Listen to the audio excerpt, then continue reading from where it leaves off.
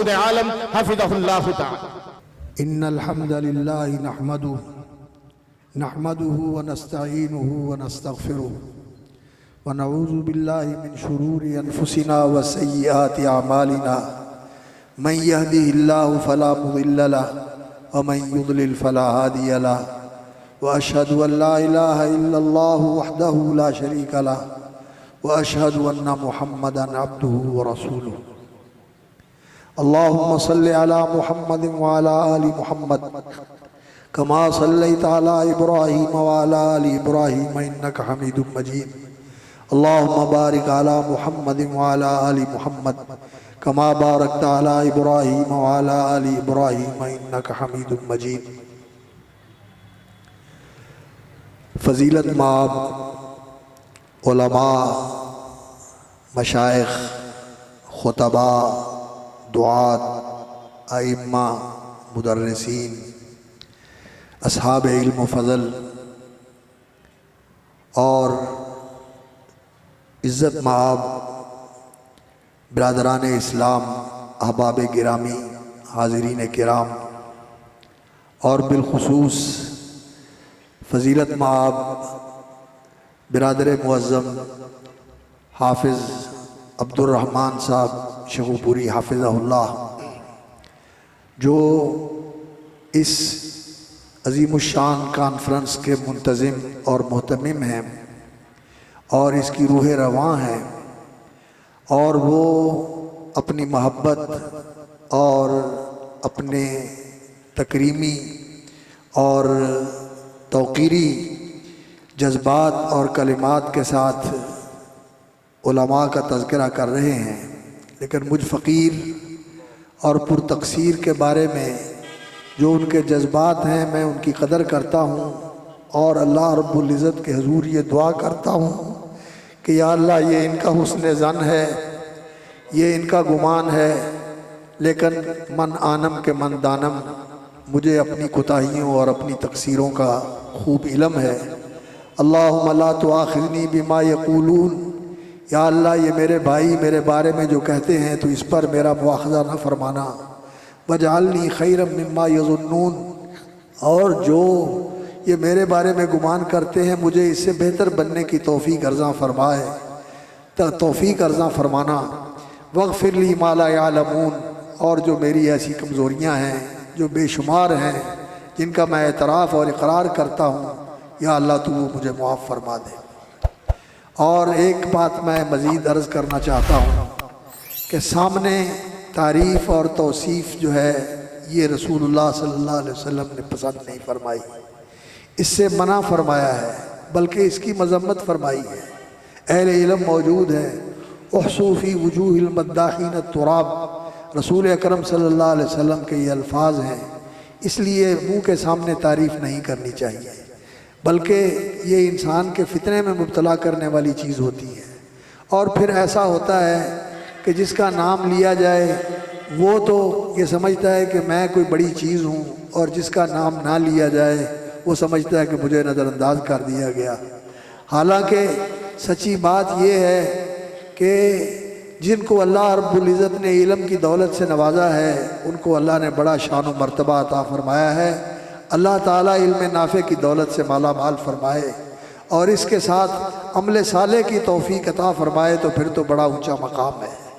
اور اگر انسان علم نافع سے محروم ہے، اور علم نافع وہ ہوتا ہے جس کے ساتھ اللہ کی خشیت پیدا ہوتی ہے اور انسان ربانی علماء کی صف میں شامل ہوتا ہے، اللہ تعالیٰ وہ علم نصیب فرمائے تو یرفع اللہ الذین آمنوا منکم والذین اوتوا العلم درجات، جو اللہ نے مقام اور مرتبہ عطا فرمایا ہے وہ کافی ہے، اور اس کا اظہار کرنے کی ضرورت نہیں، بس اللہ رب العزت سے دعا کرنی چاہیے کہ اللہ تو وہ نصیب فرما دینا، اللہ کی بارگاہ میں انسان کو وصل فرازی نصیب ہو جائے۔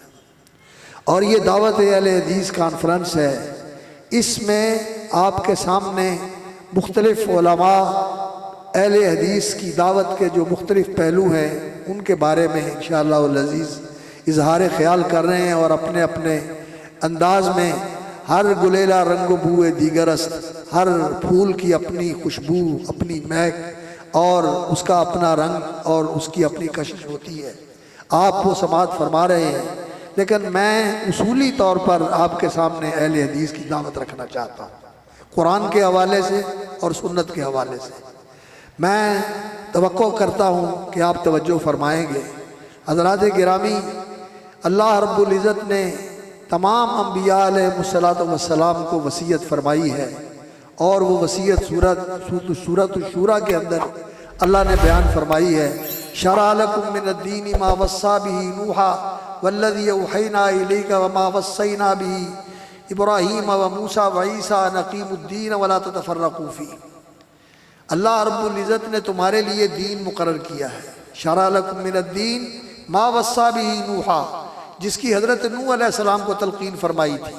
وما وصینا بہ ابراہیم وموسیٰ وعیسیٰ، اور حضرت ابراہیم علیہ السلام اور موسیٰ علیہ السلام اور عیسیٰ علیہ السلام کو بھی اسی کی تلقین فرمائی تھی. ان اقیموا الدین ولا تتفرقوا فیہ، کہ اس دین کو قائم کرنا، قائم رکھنا، اور اس میں تفرقہ نہ کرنا، اس میں تفریق نہ کرنا. ولا تتفرقوا فیہ، یہ سارے نبیوں کو اللہ رب العزت نے وصیت فرمائی، جیسا کہ اللہ رب العزت کا یہ ارشاد واضح ہے. اور ہمارے نبی صلی اللہ علیہ وسلم کو بھی اللہ رب العزت نے اسی سیاق کے اندر، حافظ صاحب تشریف فرما ہے، اللہ رب العزت نے ہمارے نبی کو کیا کہا؟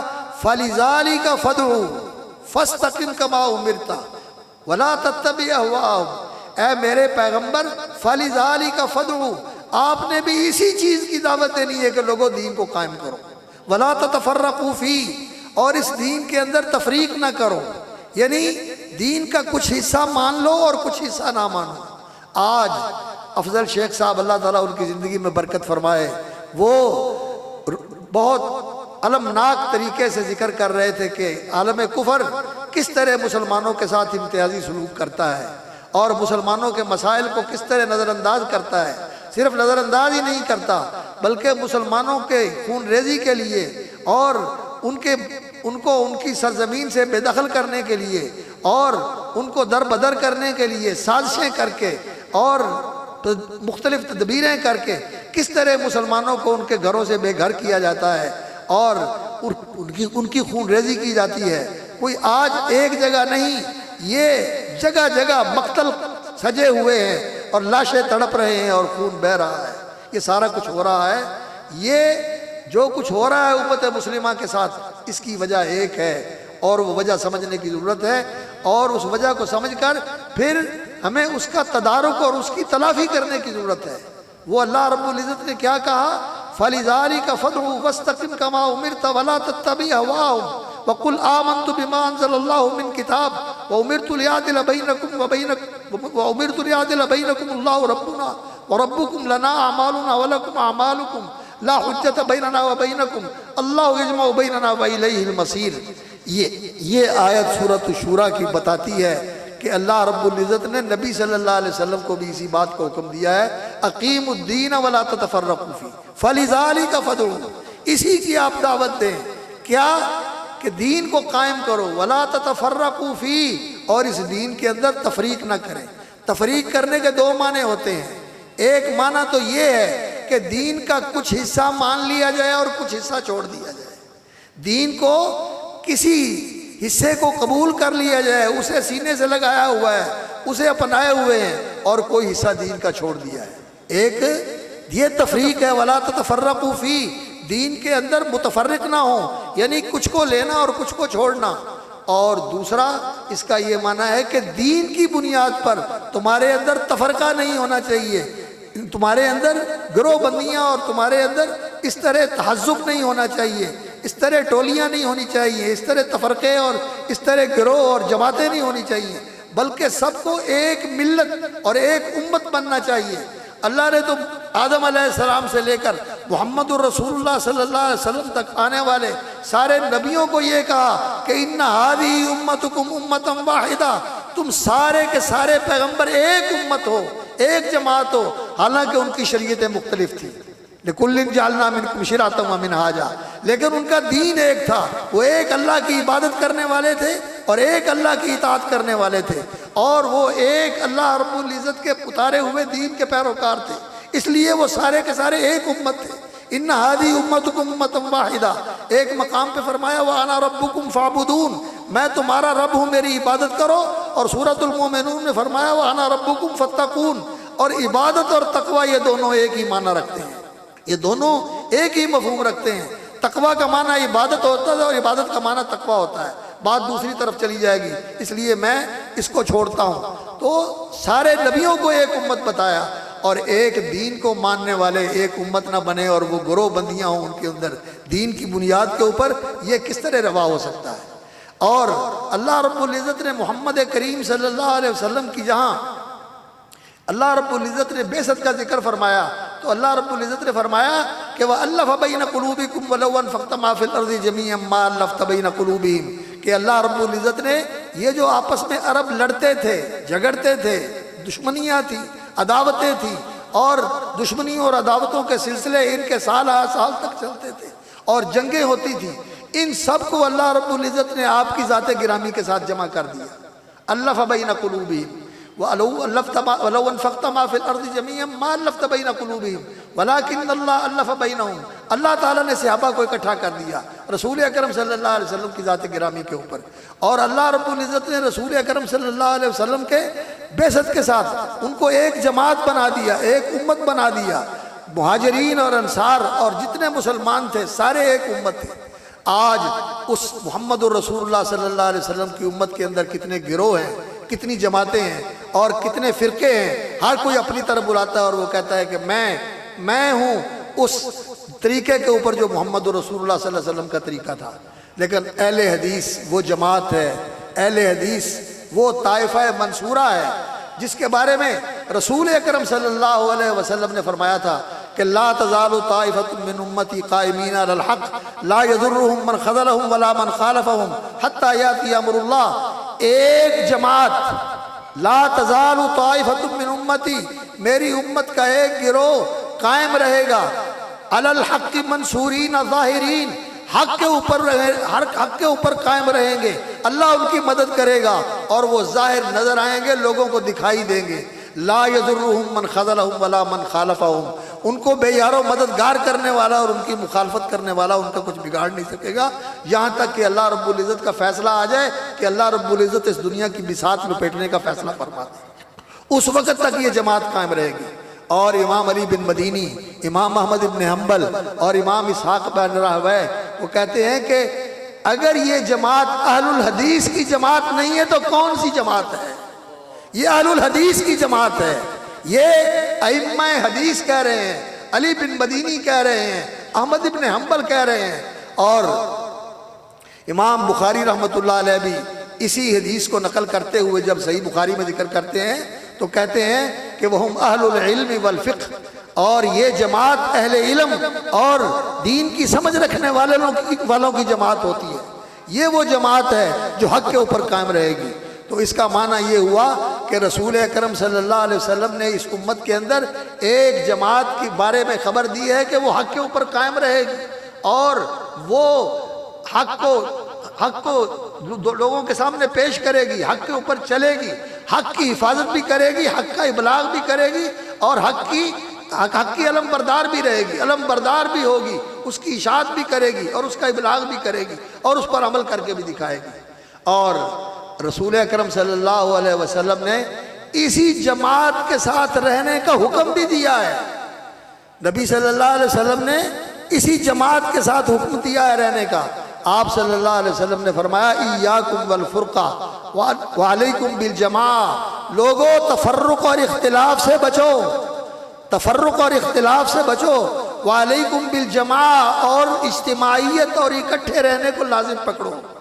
فرمایا الجماعت رحمت، اکٹھے ہونا، جماعت کے ساتھ رہنا، اس میں اللہ کی رحمت کا نزول ہوتا ہے، والفرقۃ عذاب، اور الگ الگ ہونے میں اللہ رب العزت کی طرف سے آزمائش اور عذاب اور انسان فتنوں کے اندر مبتلا ہو جاتا ہے۔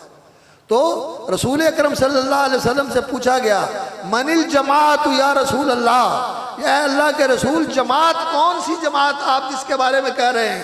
علیکم بالجماع، کہ اس جماعت کو لازم پکڑنا۔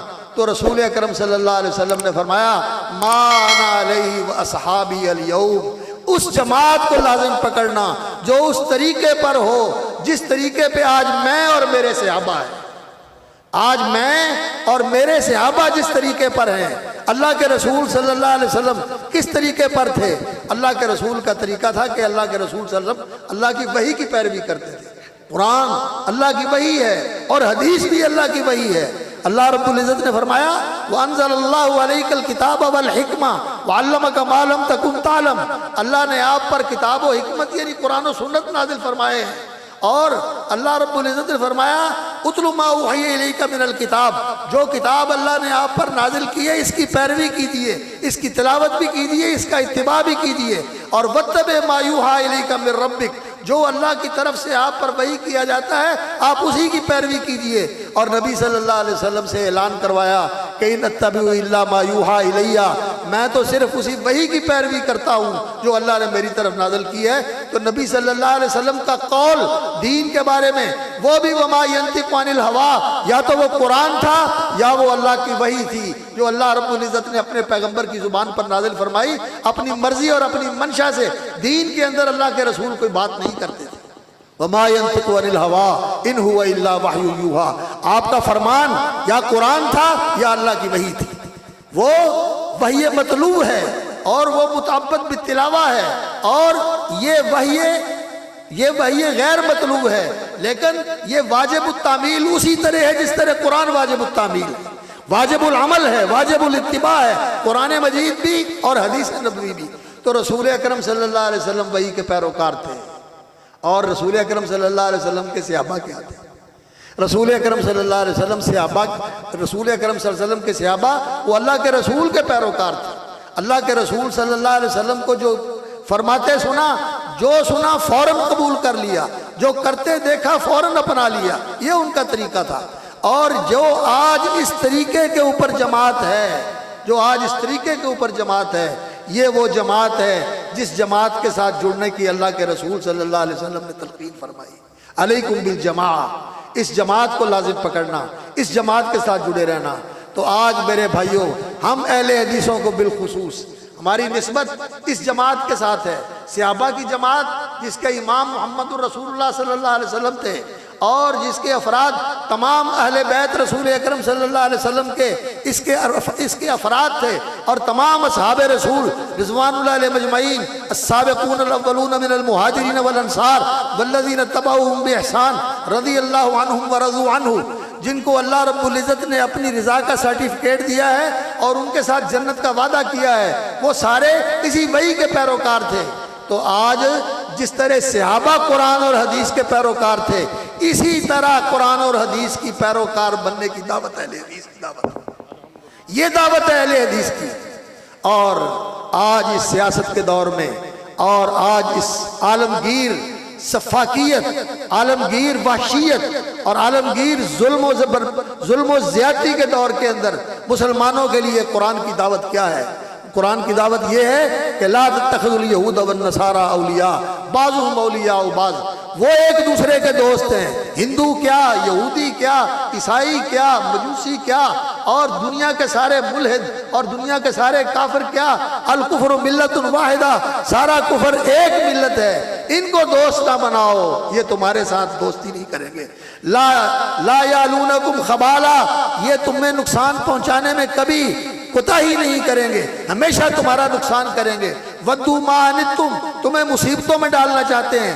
قد بدت البغضاء من افواہہم وما تخفی صدورہم اکبر، ان کے منہ سے جو تمہارے خلاف بغض و عداوت کے بیانات نکلتے ہیں وہ تو تمہارے سامنے ہیں، لیکن ان کے دلوں میں جو تمہارے خلاف بغض و عداوت کا جہنم جل رہا ہے، آگ بھڑک رہی ہے، وہ اس سے بہت زیادہ ہے، جس کا یہ اظہار کرتے ہیں. اور جب انہیں موقع ملتا ہے تمہیں نقصان پہنچانے کی کوشش کرتے ہیں. ہاں انتم اولئک تحبونہم ولا یحبونکم، تم دوستی کے ہاتھ بڑھاتے ہو ان کی طرف اور وہ تمہارے ساتھ دشمنی کرتے ہیں. اللہ اکبر. تو اللہ رب العزت نے فرمایا کہ ان کے ساتھ دوستی نہ کرو، بلکہ ان کو دشمن جانو، ان کو دشمن جانو، یہ تمہارے دشمن ہیں. لیکن آج یہ حکم ہمارے حکمرانوں نے اور ہمارے دانشوروں نے اور ہمارے سیاستدانوں نے قرآن کا یہ حکم بھلا دیا، اس کو نظر انداز کر دیا. اب وہ دوستیاں کرتے ہیں، معاہدے کرتے ہیں، اور پیکٹ کرتے ہیں اور ان کے ساتھ وہ اتفاق کر کے ان پہ دستخط کرتے ہیں کہ ہم ان کی پابندی کریں گے، لیکن یہ لوگ جب ان کو موقع ملتا ہے تو کسی عہد کی، کسی معاہدے کی، کسی قانون کی، کسی ضابطے کی کوئی پرواہ نہیں کرتے۔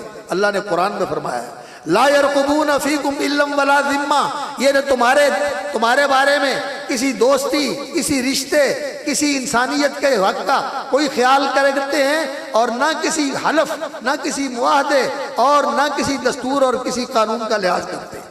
لا يرقبون فیکم الا ولا ذمہ یرضونکم بافواہہم وتابى قلوبہم، صرف منہ کی باتوں سے تمہیں راضی کرتے ہیں لیکن ان کے دل تمہاری دشمنی سے بھرے ہوئے ہیں۔ یہ بات قرآن مجید کی بات ہے، یہ آج ہمارے حکمرانوں کو سمجھ میں نہیں آتی۔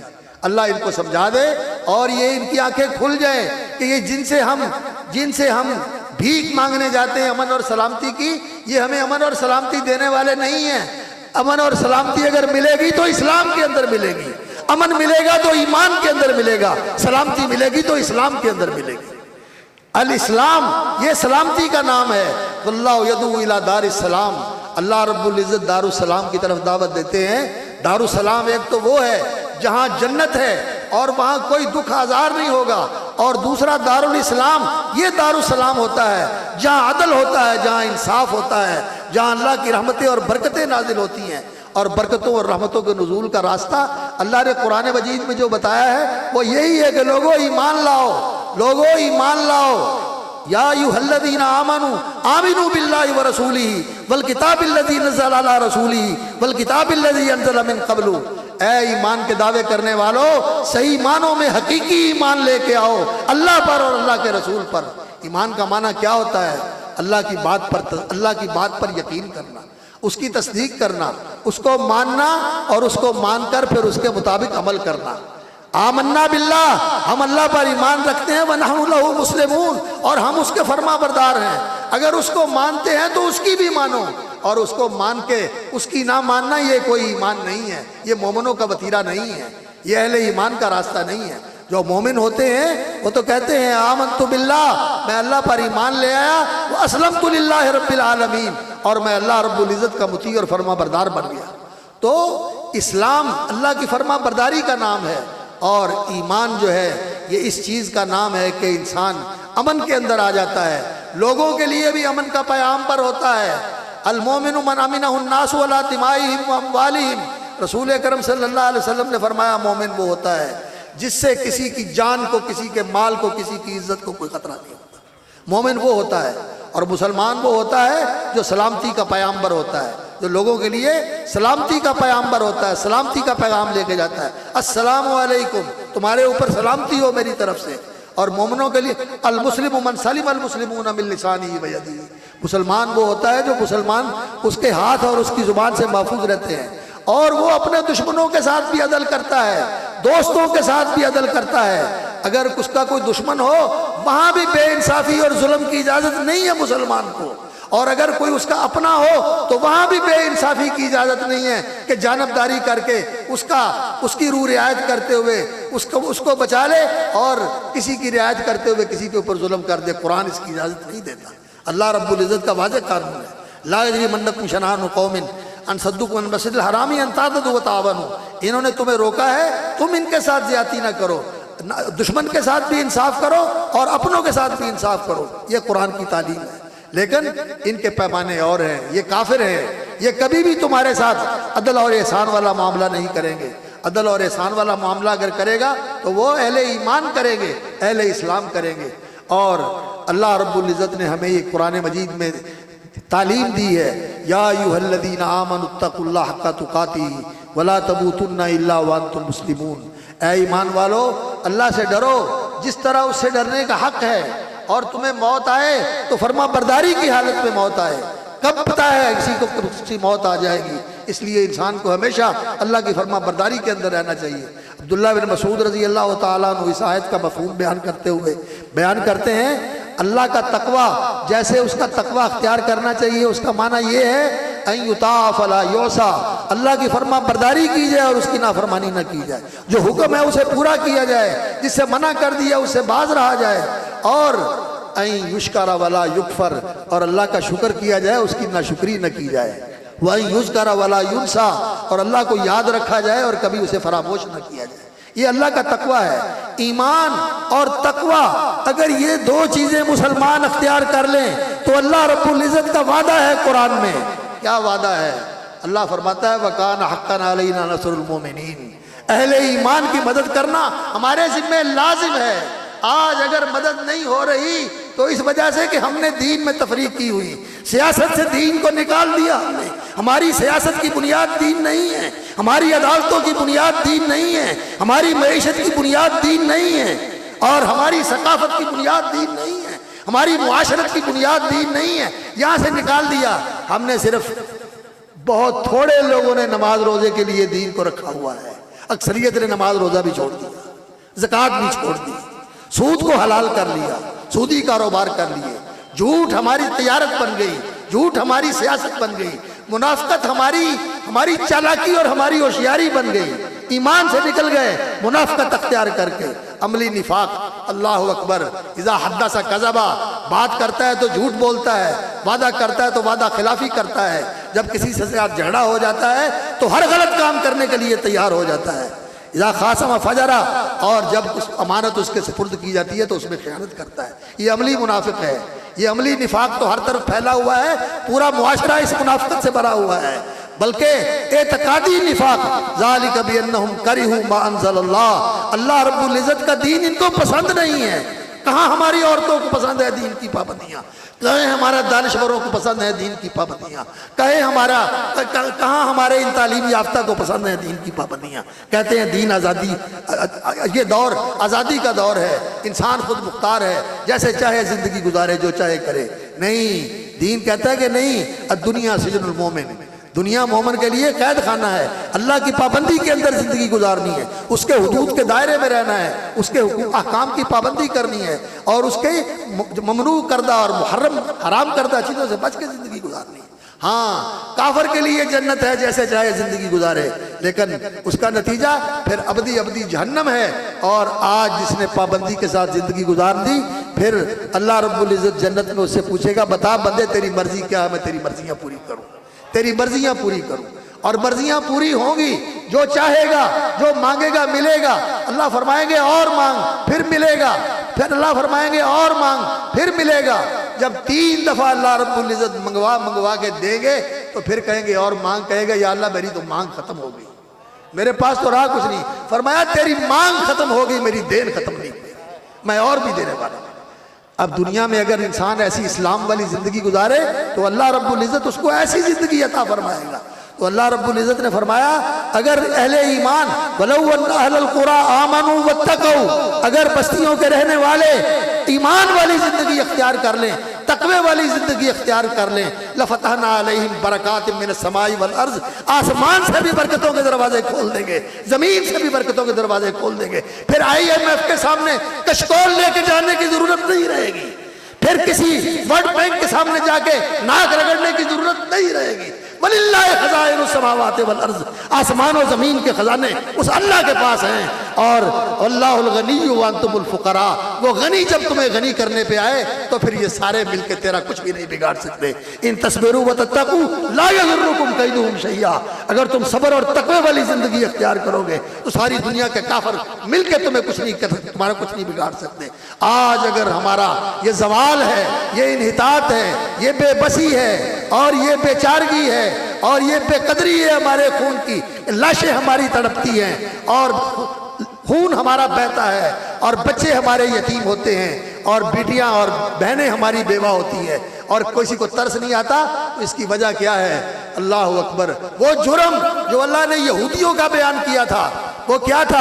افتؤمنون ببعض الکتاب وتکفرون ببعض، قرآن کا، کتاب کا، اللہ کی شریعت کا، اللہ کے دین کا ایک حصہ مانتے ہو اور ایک حصہ چھوڑتے ہو، سن لو جو ایسا کرے گا فما جزاء من يفعل ذلك منكم الا خزي في الحیات الدنیا، جو کچھ مانیں گے، کچھ چھوڑیں گے، کچھ لیں گے، کچھ ترک کر دیں گے، مرضی کا لے لیا، نا مرضی کا چھوڑ دیا، جو ایسا کریں گے اس کا انجام یہ ہے کہ خزی فی الحیات الدنیا، دنیا کے اندر اللہ اس کو ذلیل کر دے گا۔ اللہ رب العزت اس ذلت سے نکلنے کی توفیق عطا فرمائے۔ اور رسول اکرم صلی اللہ علیہ وسلم نے نسخہ بتا دیا ہے، فرمایا کیا؟ اذا تبایعتم بالعینہ، فرمایا جب لوگوں، مسلمانوں، تم لوگ ہیلے بہانوں سے سود خوری شروع کر دو گے، تبایعتم بالعینہ واتخذتم اذناب البقر، اور تم گائے کی دموں کو پکڑ کے کھیتی باڑی میں لگ جاؤ گے، اور تم فارمنگ میں لگ جاؤ گے، تم فارم بناؤ گے، اور تم جو ہے کھیتی باڑی کے اندر اپنے کھیت کھلیان کے اندر مشغول ہو جاؤ گے، وَتَرَكْتُمُ الْجِهَادَ فِي سَبِيلِ اللَّهِ، اور وہ جو ہمارا جو اعزاز تھا، جو جہاد اللہ نے اپنے نبی کو لِيُظْهِرَهُ عَلَى الدِّينِ كُلِّهِ، اس لیے بھیجا تھا کہ وہ اس دین کو ساری دنیا کے دینوں پر غالب کرے۔ یہ دین کے غلبے کا پیغام لے کر آئے تھے رسول اکرم صلی اللہ علیہ وسلم۔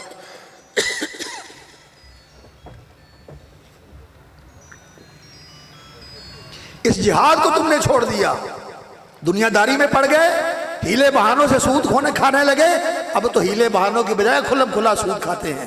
شرعی عدالت کے فیصلے موجود ہیں لیکن سپریم کورٹ جو ہے ان کو اسٹے دے دیتا ہے اور ان کو معطل کیے ہوئے ہے۔ سودی معیشت سے جان نہیں چھوٹتی، اور سود پر قرضے لے لے کے قوم اور ملک کو گروی رکھا ہوا ہے، بلکہ بیچ دیا ہے دشمنوں کے ہاتھوں میں، اور وہ مسلط کر رہے ہیں۔ تو سود کو ہیلے بہانوں سے کھاؤ گے، اور گائے کے دم پکڑ کے کھیتوں کھلیانوں میں اور فارموں میں لگ جاؤ گے، فی الزرع والزرع، ان کے فارم بنا کر ان کا دودھ بیچو گے اور ان کی دودھ کی پروڈکشن بیچو گے، وَتَرَكْتُمُ الْجِهَادَ فِي سَبِيلِ اللَّهِ، اور اللہ کے راستے میں جہاد چھوڑ دو گے تو سلط اللہ علیکم ذلّا، اللہ تعالیٰ تمہارے اوپر ذلت مسلط کر دے گا۔ آج ذلت کا شکار ہے، آج خزی فی الدنیا کا شکار ہے امت مسلمہ۔ اس کی ضرورت ہے کہ ہم اس دین کی طرف لوٹیں، جیسا کہ اللہ کے رسول نے فرمایا لا ینزعہ، یہ ذلت اور یہ خزی اور یہ انحطاط و زوال ختم ہونے والا نہیں ہے حتی ترجعوا الی دینکم، جب تک تم اپنے دین کی طرف پلٹ کے نہیں آؤ گے۔ اور کون سے دین کی طرف پلٹ کے آنا ہے یہ بھی سن لیں، یہ دعوت اہل حدیث کانفرنس ہے۔ میں رسول اکرم صلی اللہ علیہ وسلم کی ایک حدیث سنا کے بات ختم کرتا ہوں۔ ابو واقد اللیثی رضی اللہ تعالیٰ عنہ بیان کرتے ہیں کہ رسول اکرم صلی اللہ علیہ وسلم کی مجلس میں ہم بیٹھے ہوئے تھے، اور رسول اکرم صلی اللہ علیہ وسلم فتنوں کا ذکر فرما رہے تھے۔ تو آپ صلی اللہ علیہ وسلم نے فرمایا فتنے آئیں گے۔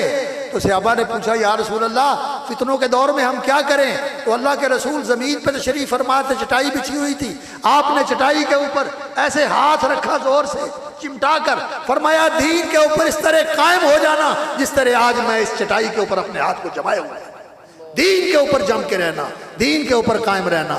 اور حضرت معاذ رضی اللہ تعالیٰ عنہ اسی حدیث کے اندر اس اگلے ٹکڑے کے راوی ہیں، یہ معجم طبرانی کی صحیح حدیث ہے کہ نبی صلی اللہ علیہ وسلم نے فتنوں کا ذکر فرمایا، اور اس فتنوں کے ذکر کے اندر آپ صلی اللہ علیہ وسلم نے فرمایا فتنے آئیں گے۔ تو صحابہ نے کہا یا رسول اللہ ہم کیا کریں؟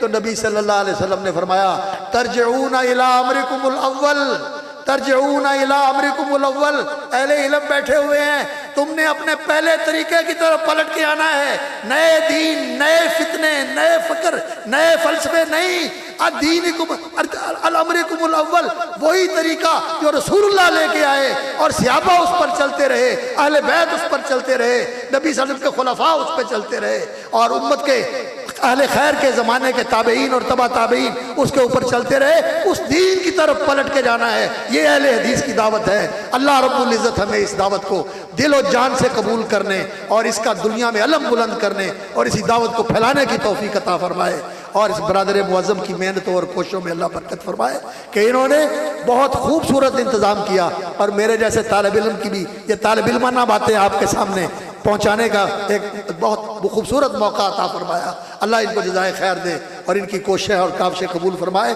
اور کیوں نہ ہو یہ عظیم باپ کے بیٹے ہیں اور ان کے لیے صدقہ جاریہ ہیں، اللہ تعالیٰ ان کو سلامت رکھے، اور اللہ ان ہمارے سارے بزرگوں کو جنہوں نے اہل حدیث کی دعوت ملک کے چپے چپے میں، کریا کریا اور بستی بستی میں گھوم گھوم کر دن رات ایک کر کے اپنی زندگی کے چین اور آرام قربان کر کے پہنچائی، اللہ رب العزت ان کے درجات بلند فرمائے، اور ہمیں اس دعوت کو زندہ رکھنے اور اس کو پھیلانے اور اس کو قائم کرنے اور اپنی زندگیوں میں اس دعوت کے مطابق عمل کرنے کی توفیق عطا فرمائے۔ وآخر دعوانا الحمدللہ رب العالمین۔